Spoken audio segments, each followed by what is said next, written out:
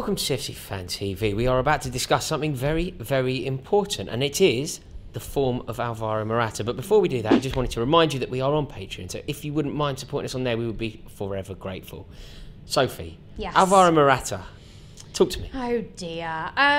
Listen, it's just so hard to get your hopes up, isn't it? I know a lot of you recently I've had a lot more fans fighting his case and saying, you know, we're too harsh on him, or we need to be backing, you know, all of our signings. And 100%, if you look at actually a lot of the videos we did back when Morata started, I had him tipped to be, you know, one of the highest goal scorers of the season. That was across all clubs. He might be.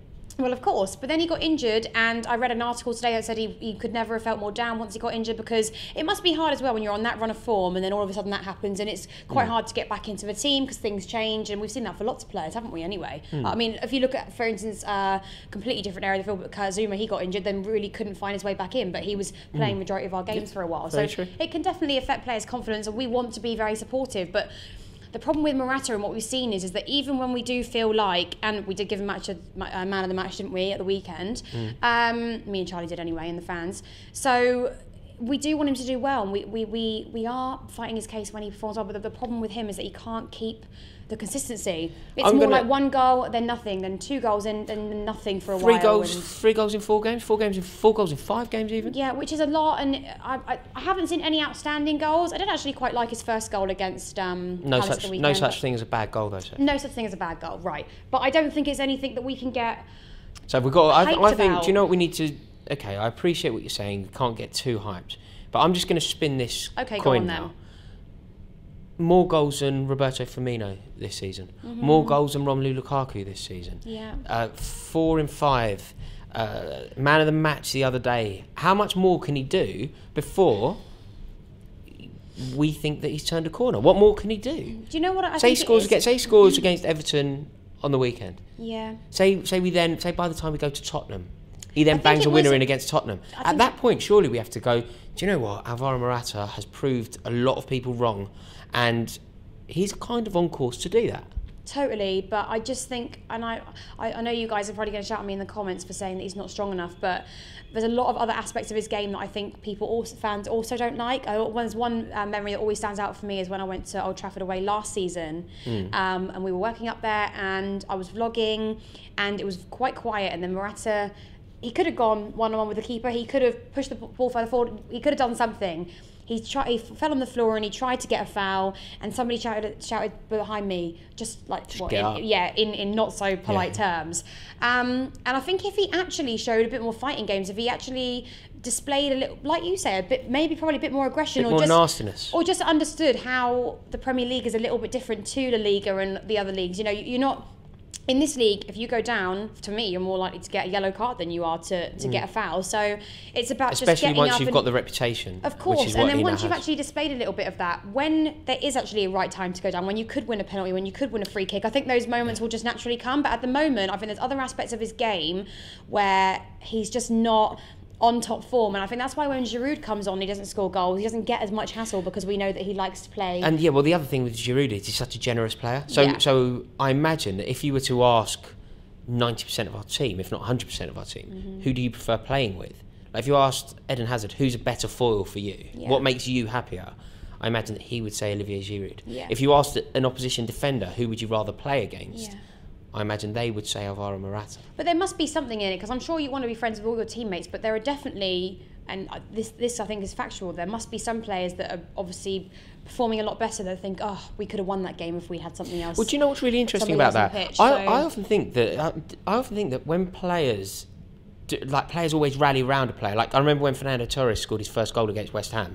Not only the fans at Stamford Bridge, but I mean literally the entire team, the bench, all erupted. Everybody was so happy for him. And it feels like that a bit with Morata, that people are so supportive. But I heard a comment from Rio Ferdinand. I found it really insightful. He was talking about, Champions League final, Karius. They asked Rio Ferdinand, they said, what's it like in the dressing room there for Karius? Will everybody be comforting him? And Rio Ferdinand was so candid, and he just said, absolutely not. No. He said, you look around the dressing room and you think, you've just cost me a medal. So I'm not sure that people are as supportive of failure. Not that Morata's been a failure of late, but I'm not sure that the team are as supportive as we often think they will be. Yeah, but I think it's he's different doing very well at the moment. I think it's different in every situation. I think Morata is probably quite a good guy. I think we can establish that. And I think they're probably rooting for him to do well and to be our top striker. But I think there'll come a point where I think the likes of Eden Hazard, Kante, Pedro, players that are used to winning big medals, will say, listen, he's won 2 Champions Leagues. Yeah, but has he ever been first choice? No, look, I don't think you can ask any questions around that statement, though. So if I say he's won 2 Champions Leagues, we have to just agree that he's an incredible player. You have to, it's so hard to win 1. How many players win 2? It's outrageously impressive. No, I know, but I think I don't want to compare it to what's happened. Greats like Jose Bosingwa won 2. Okay, completely. But if you wouldn't put Jose Bosingwa in the team every week, would you? You? So I just think that they're happy to support to a certain extent, but there's no way I think Hazard would stay if there's another 2 years go on and we've got a striker that isn't performing like the likes of Costa and Drogba and players like that, because eventually you need to admit that they're going to think it's all my hard work, especially for Hazard. If you imagine him, his job is to get the ball more effectively into the box. It's not always his job to score goals, shouldn't always be his job to score goals, but that pressure does fall onto him. And he must need someone to share the burden. But I also think as well that we would see a lot more outstanding goals from the likes of Pedro, Willian and Hazard and our midfield. If we actually had a striker doing most of the work, we could have those sorts of players taking a shot from outside of the box. So at the moment, we can't really do that because. So do you know what? So to put you on the spot and to just ask you the question, the title of this video. Yeah. Has Alvaro Morata turned a corner? Has he? I don't think he's turned a corner. I think we've seen an improved performance to last season, and I think everyone could agree. Is he kind of on the way round? Is he indicating left? But it's impossible to tell though, because like I said, his performances aren't always squeaky clean.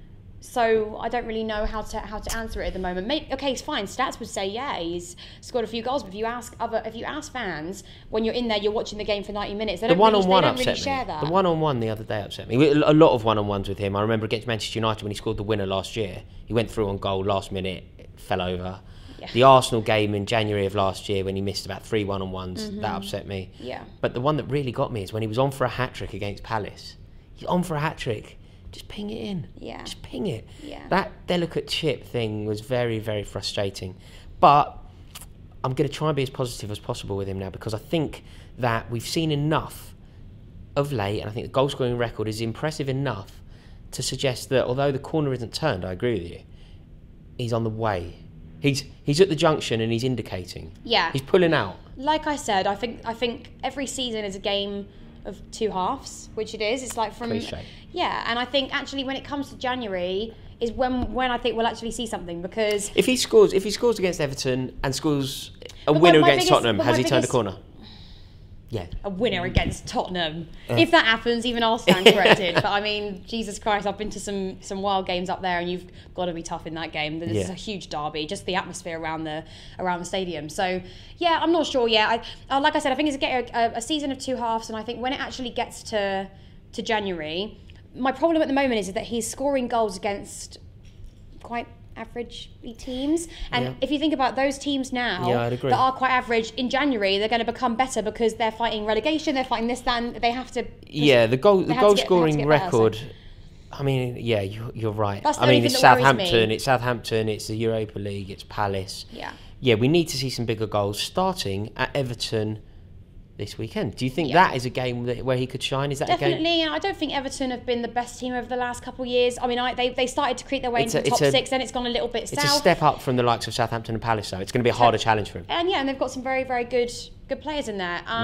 Yes, it will be difficult. I just think for a £70 million striker, you need to be scoring goals against not just Palace, against City, Liverpool. You need to be stepping up. Scored against Arsenal this year. Yeah, but. Not enough for you. Not enough for you yet. No, listen, I did fight Morata's case. I want him to do well. I'm waiting for him to show me something of consistency. I'm waiting for his overall game to improve. I'm waiting for him to show us exactly how a Premier League player should be performing. So if he can show me that, then if there are some games where he can't put the ball in the back of the net. When he scores a winner against Tottenham, you're going to have to do an apology video, you know that? 100%, and I will do, because I want us. That's my favourite away day of the season. Can't wait, it'll be brilliant at Wembley. Guys, thank you all so much for watching the video, and do us a favour, if you haven't subscribed, please do it right now, and comment below, let us know, do you think Alvaro Morata has turned a corner?